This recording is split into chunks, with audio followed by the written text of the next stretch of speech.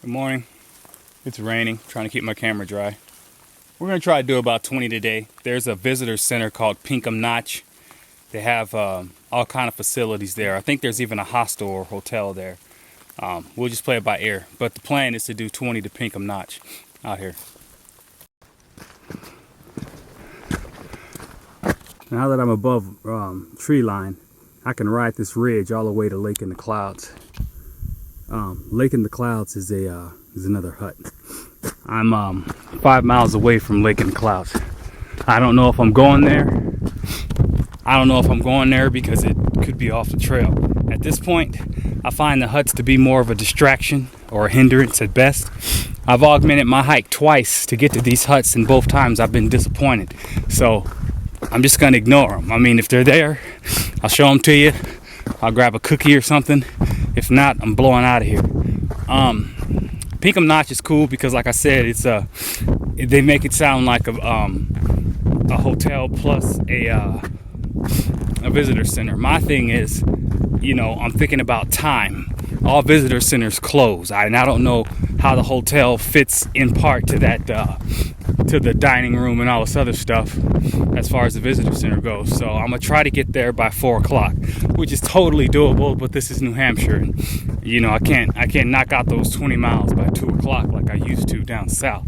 So I'm gonna push for 4, and if they close at 5, that'll give me an hour at least out here.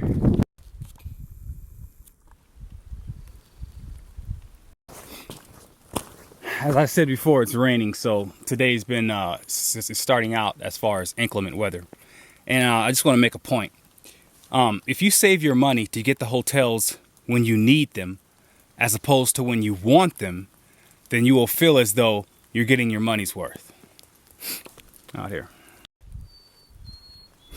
Dude, it was dumping rain. I had to get in full rain gear. When it gets like this, where it's all foggy, you just have to trust the lay of the land and hope that a cairn represents itself as you go forward.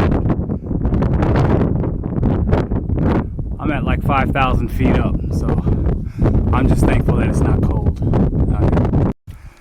Everything in my tent, everything in my pack is wet. I have a wet tent, wet Gore-Tex, wet pack itself, wet clothes, wet boots.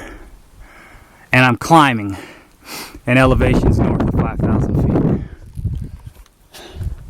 And I'm loving it. I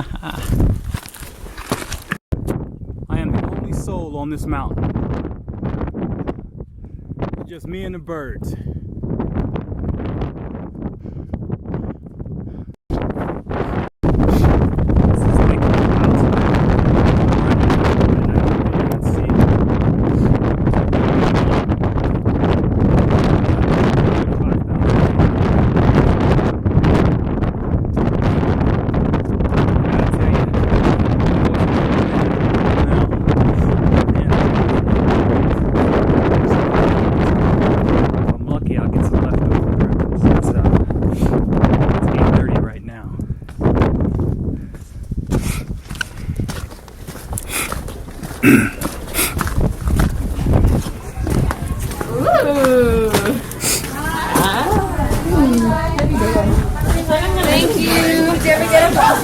No, the weather wasn't it just wasn't holding out for us.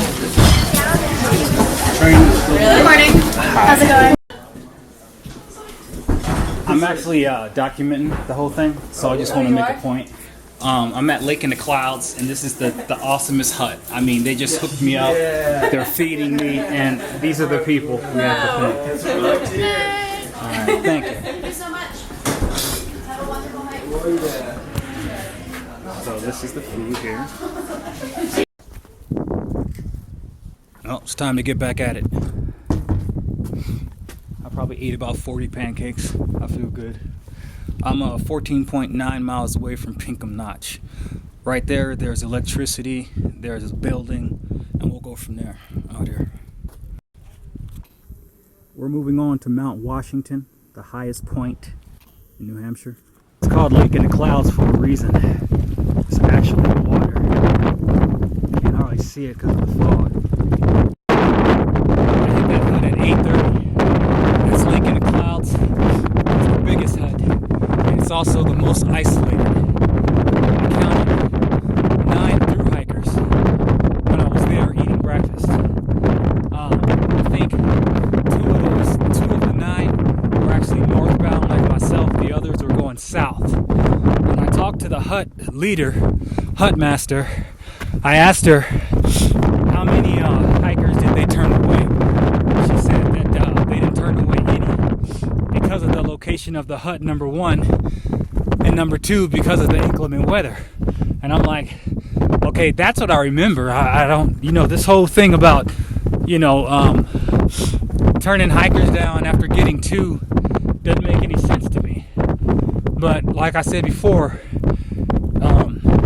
it's whatever the hut wants to do. But at least if you make it to Lake in the Clouds hut, they will give you a work stay. They won't turn you away. That's the whole point of this out here.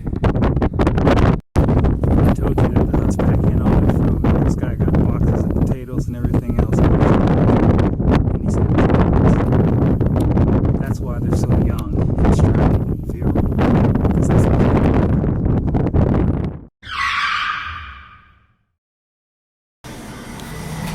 I'm going to make 2 points. The first one is I'm sitting here watching my videos, trying to edit them and post them. And this one particular video, since I'm on the mountaintop and it's inclement weather, you can't hear what I'm saying. So it's so prevalent, I want to bring that forward. The image that you're about to see, the image that you just saw was a hut worker, okay, hiking from Mount Washington, which is over 6,000 feet, with the provisions of the hut on his back. Now what he's wearing is a makeshift pack that they invented back in the 50s that allows you to put boxes of produce, onto this like what do you call it, exterior frame pack, and then they rope everything in. This guy has at least 3 or 4 boxes stacked on top of each other, and he's hiking down the mountain under inclement conditions to get the food back to the hut. Okay, and what I'm saying is that's why the hut people are so young, because they have strong backs and they can actually hold up to the demands, okay, that that working in the huts require. And that's also another reason why the huts are it's like a co-ed environment. You got men and women, but I will tell you this: there are more women in the hut than there are men. And when I asked why is it there are more women that work here than men, one woman said because we got staying power. It's the women that tend to re-up again and again, season after season, where the guys just come and go. And when you look at this video and you see what this guy has to pack down to the hut, you tend to understand, oh yeah, I think that would probably wear on anyone if they had to do that. So that's that. That's point 1. Okay. Point 2, I imagine some people, first of all, you can't please everybody. All right. When you look at the conditions of like, okay, good can exist without bad. Okay. The conditions of, let's say, a good job based on a good job depends on a bad job. Okay, those two work on condition to balance one another. To say that basically you gotta have the opposites. Okay, it has to be 2. All right, for anything to run, you gotta have that positive, that negative to get the combustion. Okay, that's just how things operate. So the whole point of me making these videos is to do 2 things. Number 1, to show you the trail. There are some people out there that are handicapped, or that are too old, or they don't have the time or the money to actually through hike the trail. Okay, so I'm through hiking the trail for them. I'm bringing it to them. The balance of obscurity. Anything you ever wanted to know, I'm going to do it for you. That's 1. 2 is I want to show you from a minority standpoint. Okay. Now understand, me being a minority, all right, you're just seeing an aspect of what I live and people like myself live every day, and that aspect is as it pertains to the trail. Now don't get it twisted. That's just the aspect on the trail, but just by me saying the terms "don't get it twisted," that's a black term. There are things about me that are ingrained into my character because of who I am. Okay, so basically, you're not going to get this video without a black flavor. It's impossible. Okay, so not only do you have a minority showing you something, and not only do you have it from a minority's point of view, but you also got it from a minority voice. Okay, this report is coming from my voice.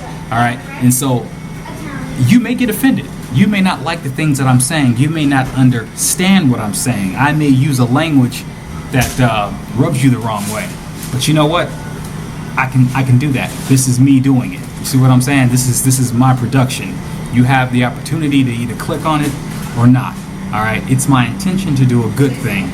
I don't mean to offend anybody. Will people get offended? Of course they're gonna get offended. That's just the way it is. That's life. And I'll tell you something else too. You got to understand, this is real time. I don't have an editor. There's nobody filtering what I'm saying and be like, nope, you can't use that. That's profanity. You can't use that because they'll take it the wrong way. This is real. And with all the crap I see on YouTube with, people fighting, you got people abusing kids and all this other stuff. Is this really so bad if I say something off color or if I do something that's, honestly, this in comparison to to everything else that's out there, you're just going to have to deal with it.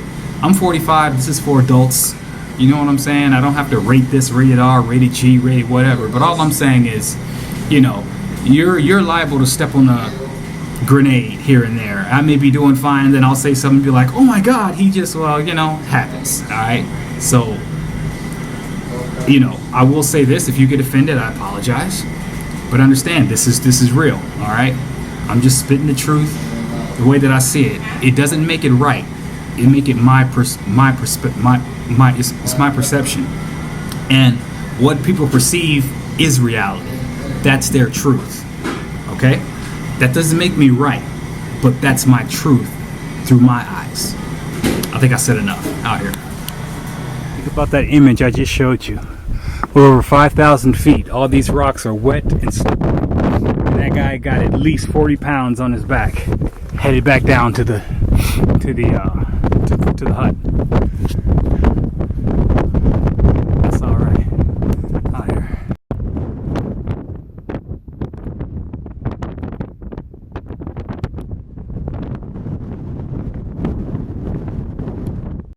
Believe it or not, on the top of this mountain, the best phone signal you're gonna get is AT&T. I know that sounds crazy, but there you have it. You got AT&T, and you're up down Washington. You can make a call. Notice how manicured this whole section is. You got a lot of different people on top of this mountain conducting all kind of research. Satellites,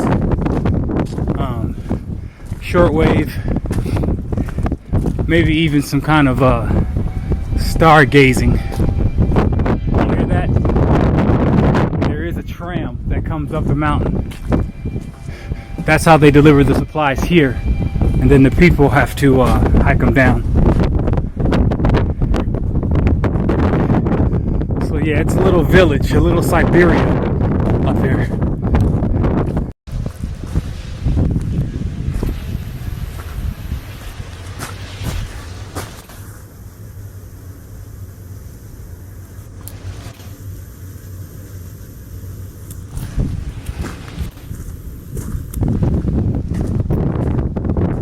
It's like another world up there.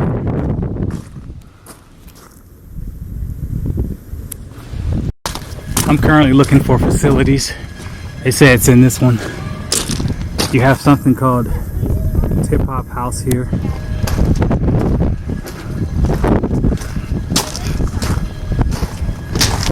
They took the most remote place you could find and they turned it into a tourist thing. This is the end of the line for the trail. This is the trail I'm pulling in right now. This is how they get their supplies to the top of the mountain, as I said before. And it's also a way tourists can come up as well.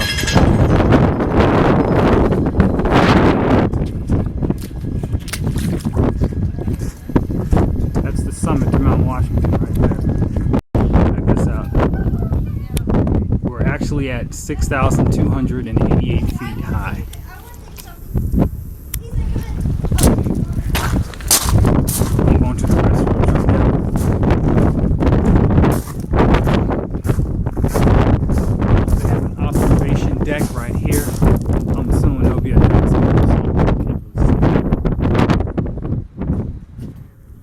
tram station or something. As you can see, people are getting off the train, coming up front. They made a lot of improvements since 2005. None of this stuff was here.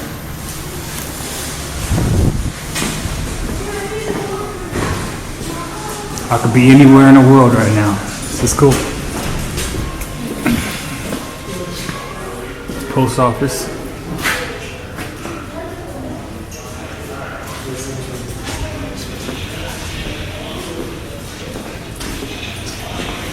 How you doing?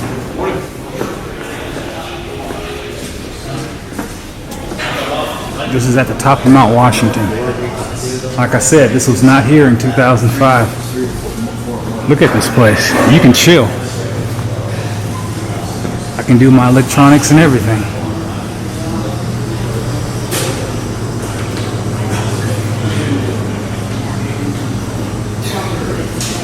Alright, I'm going to the restroom out here.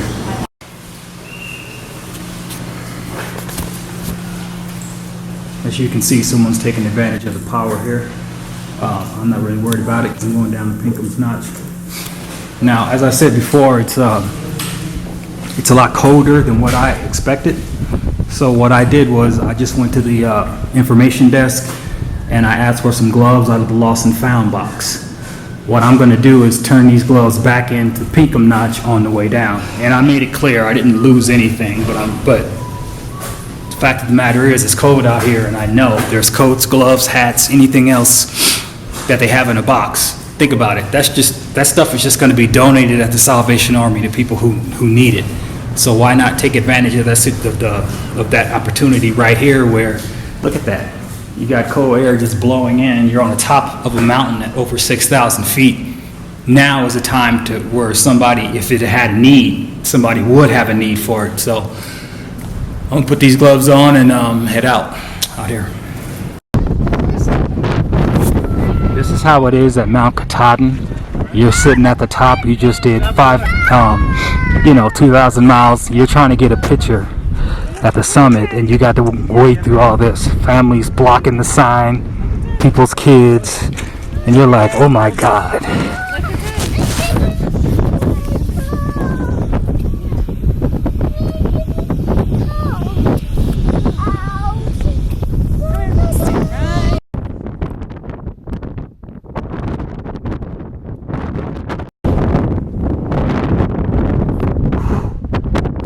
Once you're on the top of Mount Washington, you can say it's all downhill from here. These gloves are working out fine too.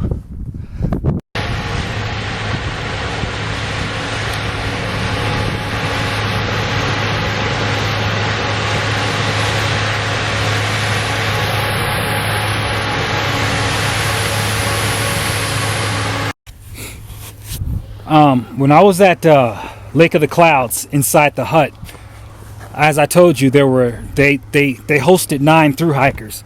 Well, on my way out, I heard a northbounder talking to a southbounder, something about something that had to do with something being further north.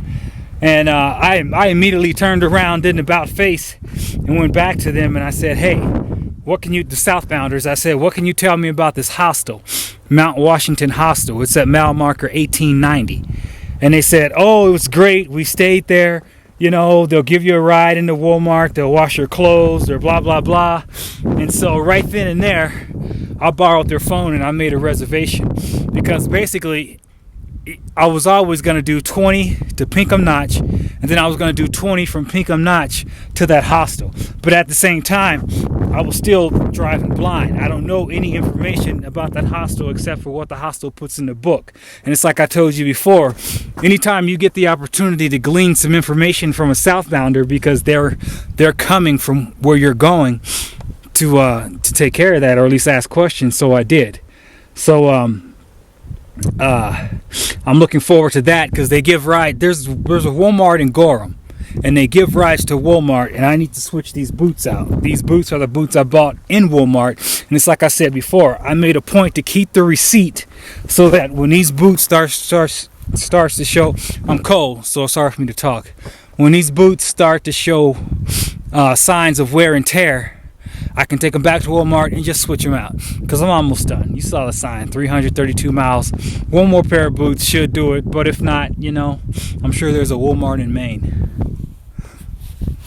Out here. Okay, let's say you're a thru hiker. You're on a mountain, right? And you're going up, and there are other hikers coming down. What do? What I do is I yield to the greater force. What does that mean? Basically, if I'm coming into someone that's sitting on the mountaintop with 45 pounds on their back, if they slip, what's going to happen? They're going to bowl into me, and we're both going downhill. So what I do is, if I'm coming up a mountain, I'm going to get out the way. So number one, they're going downhill. They can get out of my way faster than I can get out of theirs going uphill. And like I said before, if they slip, they're taking me down with them. So that's just my rule of thumb. And if you're on a flat surface, then if there's a place for me to pull off, then I'll just go ahead and pull off. If not, you know, then you just, you know, maybe they'll pull off. And one more thing, you don't want to sneak up on anybody. If I'm hiking and I see somebody in front of me, basically, I'm just going to be like, hello, good morning, you know, so they know there's somebody back there. It wouldn't be, I mean, it could be a reflex action for them, so for somebody to hear a noise behind them, and since they're carrying a pole, just come around and just whack, just swing with that pole. And you know what? They wouldn't be wrong. Dude, you're out in the woods. This is bear country, deer country, all kind of country. And so, and my attitude is that's what you get for sneaking up on people. And then there's one more thing. How close is too close when you're hiking behind someone?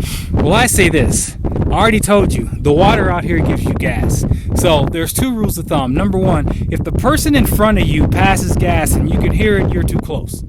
Another thing is, if the person in front of you passes gas and you can smell it, you're too close. So just give them that much space. You see what I'm saying? That way, everybody's protected in their own little bubble, so to speak.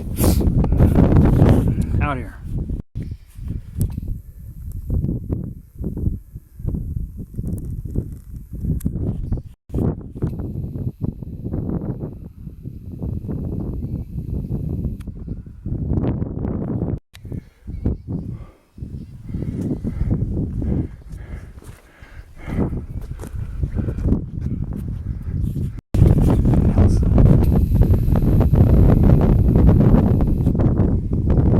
This reminds me of the battlefield. Smoke. I mean, look at the lay of the land. I can almost smell the sulfur.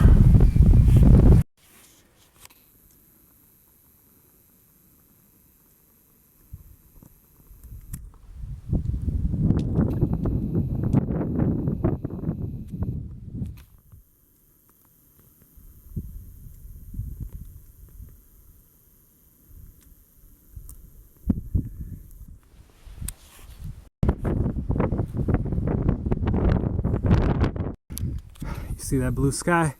It's brilliant. It's beautiful too.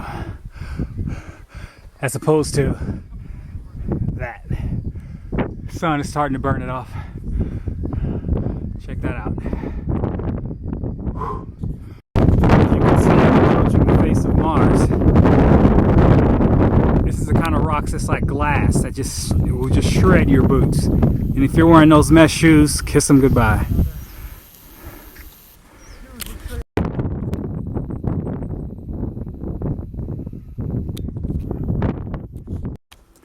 Another hut.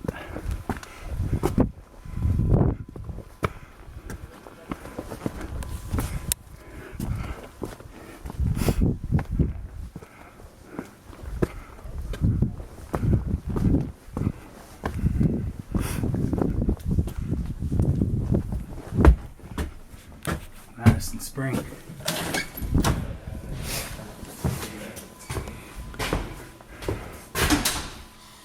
How you doing? How you doing? All right.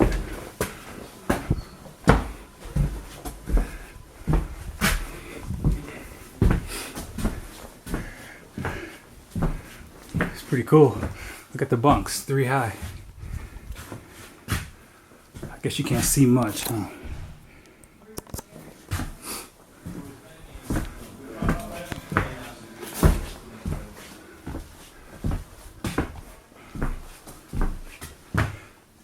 All right, out here.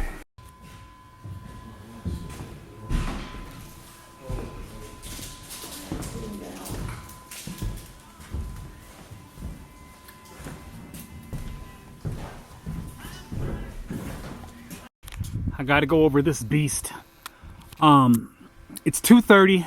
I'm 8 miles away from Pinkham Notch, the 20-mile terminus for the day. Out here. By the way, you saw the refreshments. They had the leftover pancakes still for free, and then they had the cakes, the breads, the lemonades, and all that. So you want to keep at least me. I kept 10 singles in my wallet. So as I go through, you can drop some money in the thing, a couple dollars in the thing. Boy, it's cold out here. I've seen one through hiker as I'm hiking on the trail. Well, maybe two. All the rest of the hikers I glanced at as I went through the huts, and they just like waiting for work for stay or something like that.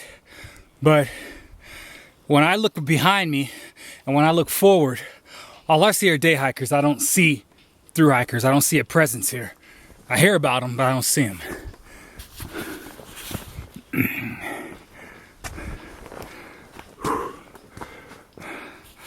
The blue skies, they're there. So is that big mountain. Loving every minute of it out here.